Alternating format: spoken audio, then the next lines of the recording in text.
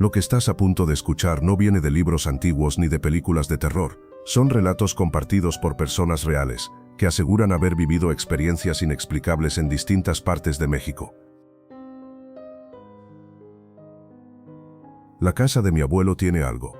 Varias veces hemos escuchado pasos en el techo, como si alguien se limpiara los pies en la alfombra, y puertas azotándose en la noche. Recuerdo una noche en la que estábamos todos mis primos en el antiguo cuarto de mis tías y mi mamá.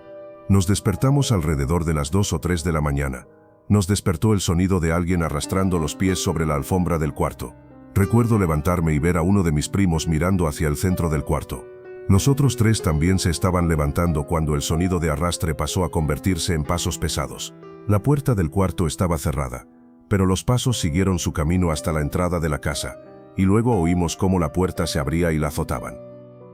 En el caso de mis primas y mis tías, ellas han tenido experiencias más desagradables. Mi mamá estaba trabajando en el despacho de mi abuelo y escuchó pasos detrás de ella, donde había una ventana que daba al patio. Dice que empezó a sentir frío, y el monitor de la computadora comenzó a presentar efectos extraños, como cuando le acercas un imán. Mi mamá salió corriendo del despacho y nos pidió que verificáramos que todo estuviera bien, pero encontramos huellas de alguien descalzo en el lodo del patio, justo enfrente de la ventana.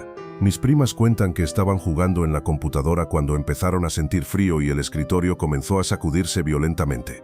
Salieron corriendo asustadas. No encontramos nada, pero el escritorio estaba muy lejos de donde se encontraba originalmente, y es un mueble muy pesado como para que mis primas pudieran moverlo. Un día casualmente mi abuelo me contó que cuando construyeron la casa encontraron huesos de un adulto chaparro, con partes del tórax como cortadas. Él vive en Cholula, Puebla, donde se supone ocurrió la matanza de Cholula por parte de los españoles. Dice mi abuelo que quizá fue un cholulteca que murió durante ese episodio, y que no supo qué hicieron los trabajadores con los huesos, ya que no reportaron el hallazgo para evitar que el gobierno les expropiara el terreno.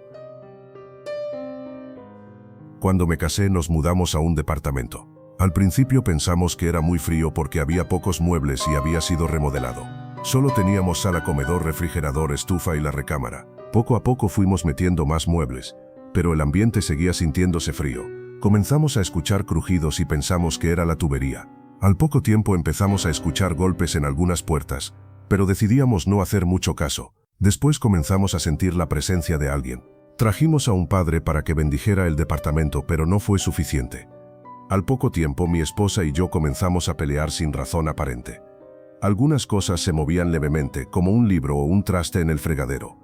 Los golpes en la puerta continuaban, hasta que lo comentamos con la mamá de mi esposa. Ellos vinieron a hacer limpias, digamos más fuertes que la bendición del padre. Después de eso, todo comenzó a detenerse. Tuvimos que dejar en un baño que quedó como bodega una Biblia abierta y una cruz durante aproximadamente 3 años. Hasta la fecha todo cambió. No hemos vuelto a tener ningún problema de ese tipo. Una vez iba con la que era mi novia en ese tiempo, ahora mi ex, en mi coche hacia su casa. Yo vivo en Zapopan y ella vivía hasta Tonalá, así que quienes conocen saben que es un tramo algo largo. No era tan tarde, aproximadamente las 9 p.m., pero ya estaba oscuro. Ya casi llegábamos a su casa cuando nos tocó un alto, unas cuadras antes de llegar.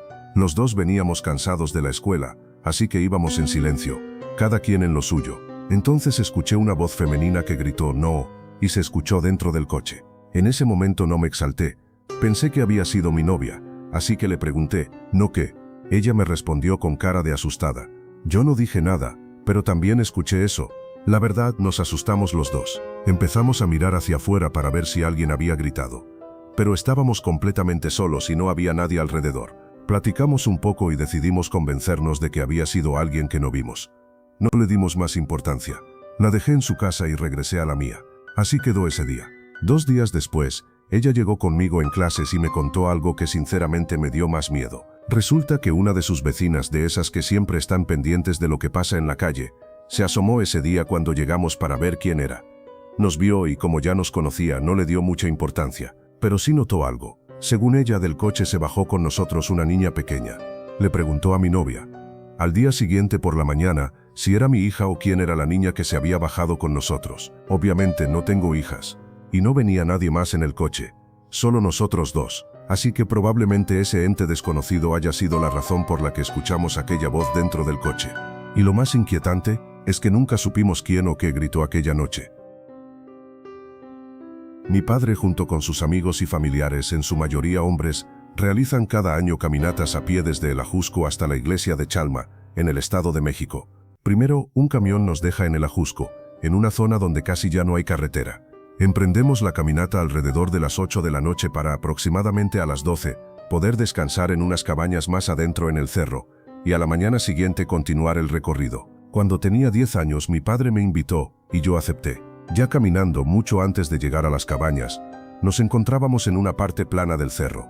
Casi no había árboles alrededor, pero con la luz de la luna se lograba ver perfectamente la silueta de los cerros y distinguir dónde solo había árboles. Mientras avanzábamos, a lo lejos vi 2 bolas de fuego en la ladera del cerro. Subían y bajaban una distancia similar a la altura de los pinos y árboles de la zona, mientras su luz se hacía más intensa y luego más débil.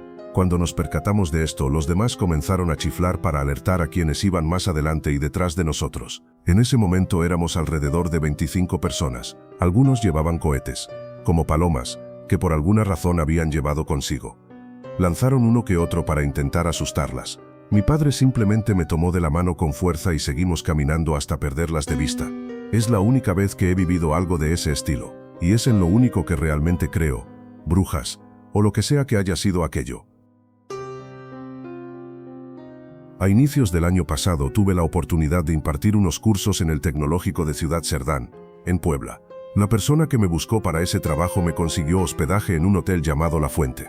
Todo transcurrió con normalidad el día que llegué y también al día siguiente. Sin embargo, la tercera noche tuve una experiencia que quiero suponer fue parálisis del sueño, aunque fue demasiado extraña. Fue tan realista como si llevara años conociendo aquella habitación. Vi claramente cómo alguien o algo entró al cuarto. Se dirigió directamente hacia mi cama y comenzó a subir lentamente desde mis pies. Estaba oscuro, pero podía distinguir su presencia. Lo único que alcancé a hacer, lleno de pánico y desesperación, fue girar hacia mi izquierda para intentar encender la luz. En cuanto logré alcanzar el apagador, desperté. Para haber sido un sueño fue increíblemente realista. Y aunque podría llamarse parálisis del sueño, no se sintió exactamente así. Al día siguiente se lo conté a los profesores a quienes impartí el curso. Para ese punto ya había hecho buena amistad con ellos. Lo que me dijeron me dejó con una sensación extraña entre incredulidad y temor. Según ellos, y de acuerdo con palabras de trabajadores del hotel que más tarde me lo confirmaron, ese lugar anteriormente era una vieja hacienda. Se cuenta que un general encontró a su esposa con uno de los trabajadores, y en un acto de venganza los asesinó y colgó sus cabezas en los barrotes de una ventana. No corroboré la historia oficialmente, pero varias personas coincidían en la misma versión. Después de eso también me enteré de que en el hotel suelen moverse las cosas del lugar, que las sillas o mecedoras se balancean solas y que se escuchan ruidos durante la noche. Afortunadamente, 2 días después de aquella experiencia terminé la semana de cursos y pude regresar a mi estado, dejando atrás esa vivencia inquietante. Debo admitir que tras lo sucedido dormí las 2 noches restantes con las luces encendidas, y ya no volvió a pasar nada extraño. Si te gustan este tipo de historias reales, dale like al video y suscríbete al canal. Aquí seguimos recopilando los testimonios más inquietantes que circulan en la oscuridad de Internet. Los invito a comentar historias similares que les haya pasado a ustedes. Sus experiencias las estaré subiendo para el próximo video.